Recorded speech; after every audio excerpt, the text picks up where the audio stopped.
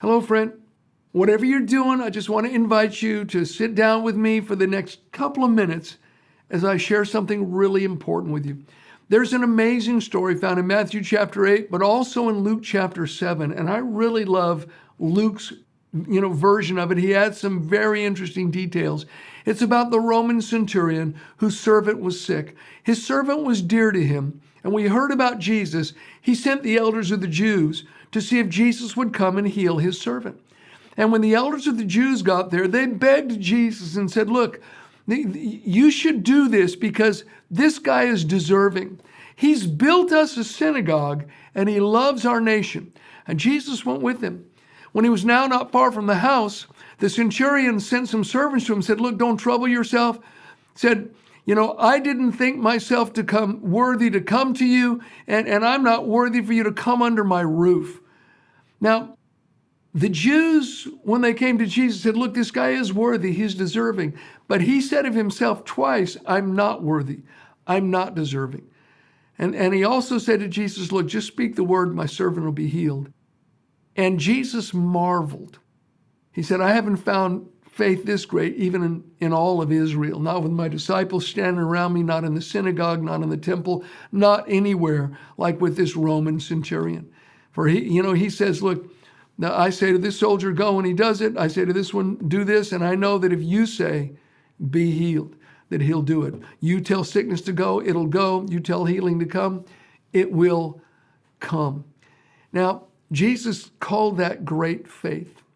He just relied upon the word of Jesus alone. But one of the things that stands out to me and what I wanted to mention to you, before he had great faith, he had great humility. Like I said, the Jews said to Jesus, this guy is deserving. He said of himself, I'm not deserving. In fact, he said it twice. Now, what if he would have come to Jesus and said, look, Jesus, you need to understand, I built you guys a synagogue. You realize how unpopular that made me among my own soldiers and with some of my superior officers? I've taken a very unpopular stance.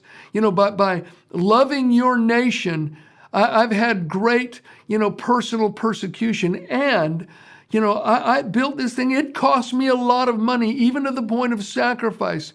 So you really owe me, a little healing here, Jesus. You owe me an answer to this prayer. After all I've gone through and the stance that I've taken, you realize this is an occupied nation. We're the ones that are occupying this nation. And I've just had a world of trouble because of what I have done. Some of my soldiers under me, they're grumbling all the time.